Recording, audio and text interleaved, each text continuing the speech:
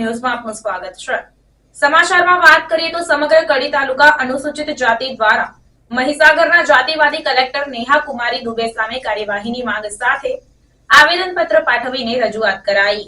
તારીખ 22 નવેમ્બર 2024 ના રોજ સમગ્ર કડી તાલુકા અનુસૂચિત જાતિ દ્વારા મહીસાગરના જાતિવાદી કલેક્ટર નેહા કુમારી દુબે સામે ગુનો દાખલ કરી તાત્કાલિક તેમની ધરપકડ કરી તેમને સસ્પેન્ડ કરી ખાતાકીય પગલાં લેવા સમગ્ર ગુજરાતમાંથી 250થી વધુ પોલીસ સ્ટેશન તેમજ શહેર પોલીસ સ્ટેશનમાં વડગામના ધારાસભ્ય તથા RDAMના રાષ્ટ્રીય અધ્યક્ષ જિગ્નેશભાઈ મેવાણી દ્વારા કરવામાં આવેલ આહવાનથી FIR નોંધવા અને મામલતદાર ઓફિસમાં ગુજરાતના મુખ્યમંત્રી ગાંધીનગરને ઉદ્દેશીને આવેદનપત્ર આપી ધરપકડ કરવા અને સસ્પેન્ડ કરવા માટે કડી ખાતે અનુસૂચિત જાતિ તેમજ વિવિધ સંગઠનો દ્વારા કડી પોલીસ સ્ટેશન તેમજ મામલતદાર કચેરી ખાતે એકત્ર થઈ વિરોધ પ્રદર્શન કરી મનુવાદી વિચાર ધરાવતા કલેક્ટર નેહા કુમારી સામે તાત્કાલિક પગલાં લેવા માટે રજૂઆત કરવામાં આવી છે।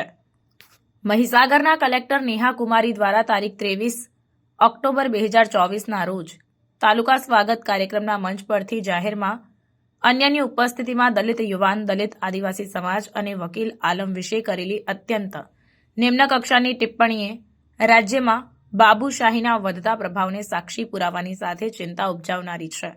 તેઓએ જાહેર મંચ પરથી દલિત युवान ने ओवर स्मार्ट लोगों की यहाँ कमी नहीं, चप्पल से मार खाने लायक है, हरामी साला જેવા શબ્દો ઉચ્ચારી અપમાનિત કરેલ। વધુમાં મહીસાગર કલેક્ટરે વકીલો બાબતે કહ્યું કે પઢાઈ લિખાઈ कुछ है नहीं, वकीली में चप्पल से मार खाने का काम करता है। તેમજ સમગ્ર દલિતો અને આદિવાસીઓ વિશે સમગ્ર સમાજમાં અને ખાસ કરીને દલિત આદિવાસી સિવાયના સમાજમાં અત્યંત ગેરસમજ અને તિરસ્કાર ફેલાવવાના બદાશયથી એવું કહ્યું છે। 90% એટ્રોસિટીના કેસો દલિત આદિવાસીઓ દ્વારા બ્લેકમેલ માટે કરવામાં આવે છે। આવા વાણી વિલાસથી સમગ્ર દલિત આદિવાસી અને વકીલો વિરોધી માનસ ધરાવતા કલેક્ટર નેહા કુમારી દ્વારા સમગ્ર અનુસૂચિત જાતિનું અપમાન કરવામાં આવ્યું છે। જો સરકાર યોગ્ય પગલાં નહીં લે તો આવનાર દિવસોમાં 6 ડિસેમ્બરના રોજ બાબા સાહેબના નિર્વાણ દિને સમગ્ર ગુજરાતમાં આક્રોશ રેલી કાઢી ગાંધી ચિંધ્યા માર્ગે આંદોલન કરવાની ફરજ પડશે। આ સમગ્ર કાર્યક્રમમાં RDAM કડી ટીમના team leader Nareshbhai Solanki, banker Surajbhai Zala, Siddharthbhai Parmar, Rahulbhai Vaghela, Anilbhai Parmar તેમજ અનુસૂચિત જાતિ કડીના પ્રમુખ રાજુભાઈ પરમાર, મગનભાઈ પરમાર તેમજ મહિલા પ્રમુખ SC/ST મહાસભા ચંદ્રિકાબેન જાદવ, દિનેશભાઈ ચાવડા, કનુભાઈ ચૌહાણ, ચંદ્રકાંતભાઈ પરમાર, જગદીશભાઈ ચાવડા, નારણભાઈ ઝાલા, પત્રકાર ભીખાભાઈ એ મકવાણા, સાબર આવાસ કડી નરેશભાઈ સોલંકી, તંત્રી વોઇસ ઓફ કડી ભાવેશભાઈ પરીખ, પત્રકાર તેમજ ભરતભાઈ મકવાણા, અચરાસણ ભરતભાઈ સોલંકી અગોલ, હસમુખભાઈ મકવાણા તેમજ અન્ય અનુસૂચિત જાતિના ભાઈઓ બહેનો મોટી સંખ્યામાં ઉપસ્થિત રહ્યા હતા। રિપોર્ટર ભીખાભાઈ એ મકવાણા, નંદાસણ।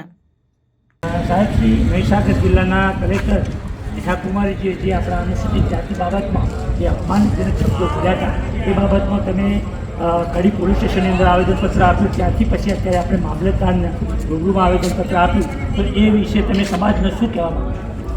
તારીખ 23 ઓક્ટોબરના રોજ તાલુકા સ્વાગત કાર્યક્રમમાં જાહેર કાર્યક્રમ હતો। એની અંદર વિજય પરમાર કરી અને એક દલિત ભાઈ હતો એ એના પોતાના પ્રશ્નો માટે આવેલો, ત્યારે એમને એ છોકરાને જાતિ વિશે શબ્દો એવા ઉચ્ચારણો કરી અને એમને અપમાનિત કરવામાં આવ્યા, તો માર ખાને કે લીએ લાયક છે। બીજી બાજુ એમને જે વકીલો હતા એ વકીલોને પણ એમના અણસારતું જે વર્તન કરી અને એમના વિશે પણ ટિપ્પણી કરવામાં આવી। એ સિવાય એમને એટ્રોસિટી એક્ટમાં 90% કેસો એ બોગસ થાય છે અને સેટલમેન્ટ કરવા માટે થાય છે એવી ટિપ્પણી કરી સમગ્ર દલિત સમાજનું અપમાન કરેલ છે। અને એના અનુસંધાનમાં અમે આજે મામલતદાર શ્રી કડીને આવેદનપત્ર આપવા અમારી ટીમ સાથે પધાર્યા છીએ। અનુસૂચિત જાતિની સમગ્ર ટીમ હાજર છે। એમાં અમે એમને તાત્કાલિક એમના ઉપર એટ્રોસિટી એક્ટ પ્રમાણે કેસ દાખલ કરવામાં આવે, એમને સસ્પેન્ડ કરવામાં આવે અને હોદ્દા પરથી દૂર કરી એમને કડકમાં કડક સજા થાય એવી માગણી સાથે આજે અમે મામલતદારશ્રીને આવેદનપત્ર આપીએ। અને આ પ્રમાણે જો અમારું નહીં થાય તો અમે 6 ડિસેમ્બરે બાબા સાહેબના નિર્વાણ દિવસે અમે મોટો કાર્યક્રમ કરી દરેક તાલુકા જિલ્લા લેવલે અમે સભા સરઘસો કરી અને અમે વિરોધ ચાલુ રાખીશું. થાય છે કે જે મહીસાગર જિલ્લાના કલેક્ટર નેહાબેન દુબે છે એમના તાત્કાલિક એમના પદ પરથી રાજીનામું આપવામાં આવે, સસ્પેન્ડ કરવામાં આવે અને ખરેખર આ રીતે જે દલિતો પ્રત્યે એમની જે અપમાનજનક શબ્દો છે, જે ટિપ્પણી કરી છે એ ના થવી જોઈએ. એટલે તાત્કાલિક ધોરણે એમને સસ્પેન્ડ કરવામાં આવે. અમારી એક જ માંગ છે, જો આ રીતે નહીં કરવામાં આવે તો આગળ જતાં બહુ મોટું ઉગ્ર આંદોલન થાય એવું છે.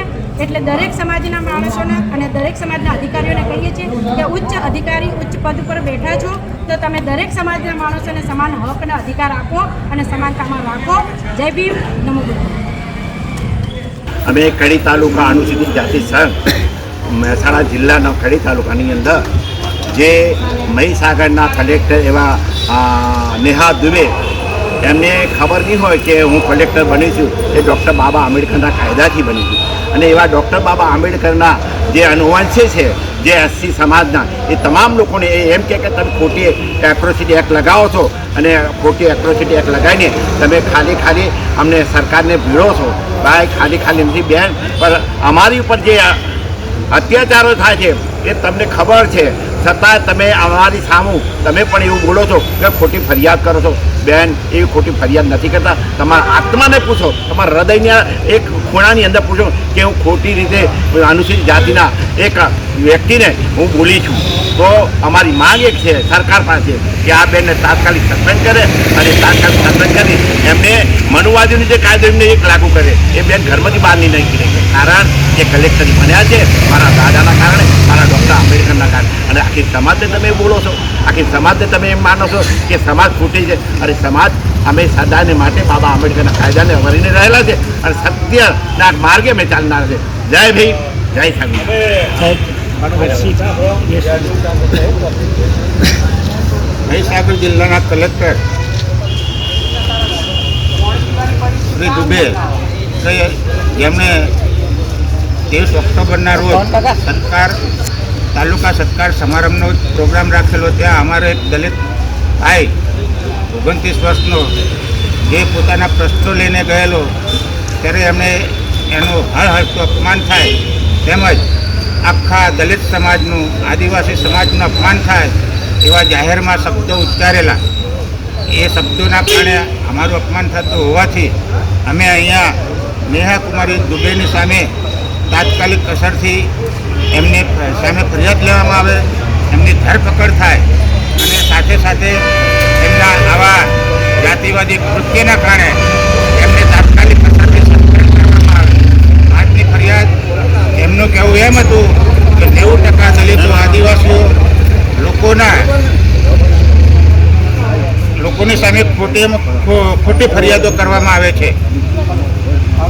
એના કારણે અમારું હળહળતું અપમાન થતું લાગતા અમે આજે એમની સામે અહીંયા ફરિયાદ આપવા આવ્યા છીએ. આજે ગુજરાતભરના દરેક તાલુકા મથકોએ આજે આ ફરિયાદ નોંધાવવામાં આવેલ છે. એટલે સરકારને અમારી નમ્ર વિનંતી કે આવી જાતિવાદી કલેક્ટરને તાત્કાલિક અસરથી સસ્પેન્ડ કરવામાં આવે અને એમની સામે કાયદેસર કાર્યવાહી કરવામાં આવે. આવા ન્યૂઝ જોવા માટે સાબર આવાજ યુટ્યુબ ચેનલને સબસ્ક્રાઇબ કરો અને લાઇક કરો, જેથી હવે પછીના દરેક સમાચાર સબસ્ક્રાઇબ કરેલા હશે તેઓને નવા સમાચારની માહિતી મળી જશે.